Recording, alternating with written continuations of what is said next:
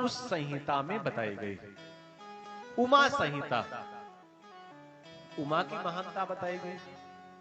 उसके बाद जैसे रुद्र संहिता है, भगवान भूत भावन महादेव के रौद्र रूप की विशेषता बताई गई।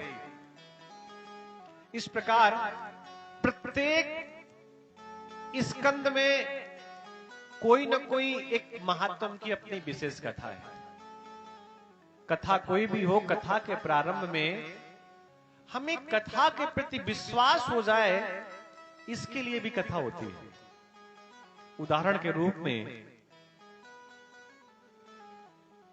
जैसे भागवत कथा में गोकर्ण जी की कथा है, ठीक इसी प्रकार शिव महापुराण में एक देवराज नामक ब्राह्मण की कथा है। किरात नाम का एक नगर था और उस नगर में देवराज नाम का एक ब्राह्मण रहता था। कथा में थोड़ा सा ऐसा भी बताया गया कि जो किरात नगर था, ब्राह्मणों का बाहुल्य क्षेत्र था, ब्राह्मणों की बहुत अधिकता थी। लेकिन वो जो ब्राह्मण थे वो केवल जाति के ही ब्राह्मण थे,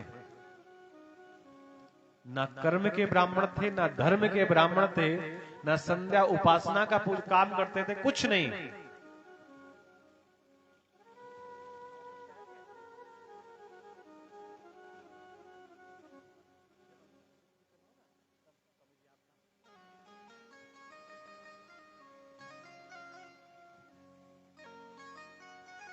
ब्राह्मण पथ भ्रष्ट थे। एक एक शब्द समझना, जरूरी नहीं कि पूरी कथा समझ में आए, जितना थोड़ा सा समझ में आए बहुत अच्छा है। पथ भ्रष्ट, पथ कहते हैं रास्ते को, और एक नहीं, सारे के सारे ब्राह्मण, सब ब्राह्मण पथ भ्रष्ट थे। जिस रास्ते पर ब्राह्मणों को चलना चाहिए उस रास्ते पर नहीं चलते थे। अपने कर्मों को छोड़ करके बाकी सारे कर्म करते थे। या यूं समझिए, कोई भी ऐसा कुकर्म बाकी नहीं था जो ब्राह्मणों के द्वारा ना किया जाए। यहां तक कि बताया गया कि बाम हाथ से भोजन करते थे। अपनी संस्कृति में किसी के कोई एक आधा व्यक्ति हो जिसके वाम भाग की विशेषता हो, अन्यथा दाहिने हाथ से भोजन करने के लिए कहा गया। और हमारे घरों में तो यह भी होता है कि छोटा बच्चा अगर गलती से बाएं हाथ से खाना खाने लगे तो उसे डांट दिया जाता है कि दाहिने हाथ से खाना खाइए, ये अच्छा लक्षण नहीं है। ब्राह्मण होकर के वाम भाग से भोजन करते थे, वैश्यावृत्ति में लगे रहते थे। जुआ चोरी, कोई ऐसा कर्म नहीं था जो वो ना करते हो।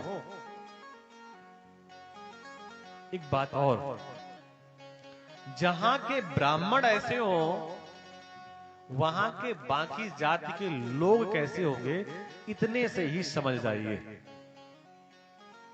क्योंकि ब्राह्मण को विशेष उपाधियां परमात्मा की तरफ से प्राप्त हैं कि समाज का अगर कोई प्रतिनिधित्व कर सकता है तो वो ब्रह्म ही है।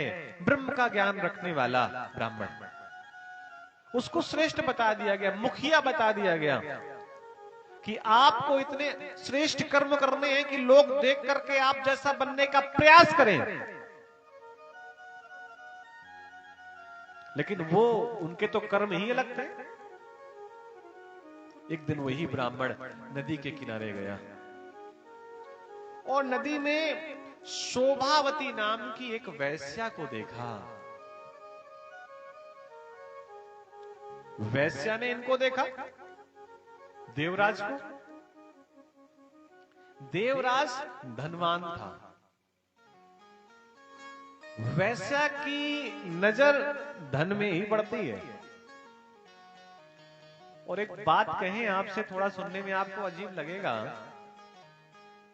आजकल वैश्यावृत्ति का युग हो गया है। वैश्या समझते किसे कहते हैं? जो अपने ओरिजिनल स्वरूप को छुपा करके अपने नकली स्वरूप को दिखाने का प्रयास करे, उसे वृत्ति कहते हैं। वृत्ति का मतलब कार्य। उदाहरण के रूप में, आप सुंदर नहीं हैं, लेकिन फिर भी बहुत सुंदर दिखने का प्रयास करते हैं, इसका मतलब आपके अंदर वैश्यावृत्ति समाहित है। ये वैश्या शब्द बना कहां से? प्रत्येक शब्द का एक मतलब होता है। जैसे उदाहरण के तौर पे एक शब्द होता है सुदर्शन, लेकिन जैसे ही आप सुदर्शन का नाम लेंगे तो हमारे दिमाग में विचार आएगा भगवान कृष्ण के हाथ पे लगा हुआ चक्र। बोलो भाई, सुदर्शन का मतलब हम यही तो समझते हैं ना, लेकिन समझने का प्रयास करें। सुदर्शन का मतलब होता है जो देखने में अच्छा लगे, सुंदर, जो बाहर से देखने में सुंदर लगे, उसको भी सुदर्शन कह सकते हैं। तो जो अनेक प्रकार के पल पल में वेश बनाए और अपने आप को वैसा प्रकट करने का प्रयास करे जैसा वो है नहीं, अपने झूठे चरित्र को छुपा करके उसमें कुछ नया लीप पोत करके दिखाने का प्रयास करे, ऐसे कार्य को वृत्ति कहते हैं। क्या कहते हैं? वृत्ति। और इसी में जब वेश लग जाता है तो इसे वैश्यावृत्ति कह देते हैं। तो भैया, ये कोई जरूरी नहीं है कि वैश्यावृत्ति का मतलब कोई नाचने गाने वाला। ये एक विचार है जो किसी के भी मन में आ सकता है और हमें इससे बचने का प्रयास करना चाहिए। और वैश्यावृत्ति के लिए चाहिए क्या होता है? धन। बिना धन के तो वैश्यावृत्ति हो नहीं सकती। बिना धन के तो आप बहुत चटक पटक दिख नहीं सकते।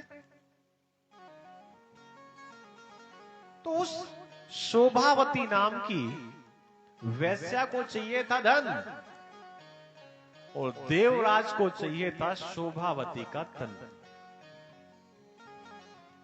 दोनों ने आपस में मैत्री कर ली, एक दूसरे के साथ रहने लगे और फिर लंबा समय ऐसे ही बीत गया इनका। मृत्यु के समय एक दिन वही देवराज घूमते घूमते झूसी क्षेत्र चला गया। ये झूसी कहां है? प्रयाग में। और वहां पर शिव महापुराण की कथा हो रही थी। कथा के श्रवण की विशेषता बताई जा रही है। वहीं पर इसने कथा श्रवण की और पैर फिसल गया। वहां पर वो गिरा, मस्तक पर चोट लगी, मस्तक फूट गया और देवराज के प्राण निकल गए। ब्राह्मण था, पूजन पाठ भजन पे मन नहीं लगता था, वैश्यावृत्ति पे मन चला गया, प्राण निकले। लेकिन कहां पे? कथा सुनते सुनते। और कथा सुनते सुनते प्राण निकले। इसका परिणाम यह हुआ कि यम के दूत उन्हें ले गए, लेकिन भगवान शिव के जो गण थे उनका यम के दूतों के साथ झगड़ा हुआ और ये देवराज नाम का जो ब्राह्मण जो पथ भ्रष्ट हो गया था, ये भगवान शिव के गणों में सम्मिलित हो गया। कथा का अभिप्राय यह था कि अपने कर्म से डिगने के बाद भी गलती से शिव पुराण कथा सुनने के बाद ये शिव लोक को गया, तो शिव पुराण की कथा इतनी आनंदप्रद है। बोलिए शंकर भगवान की।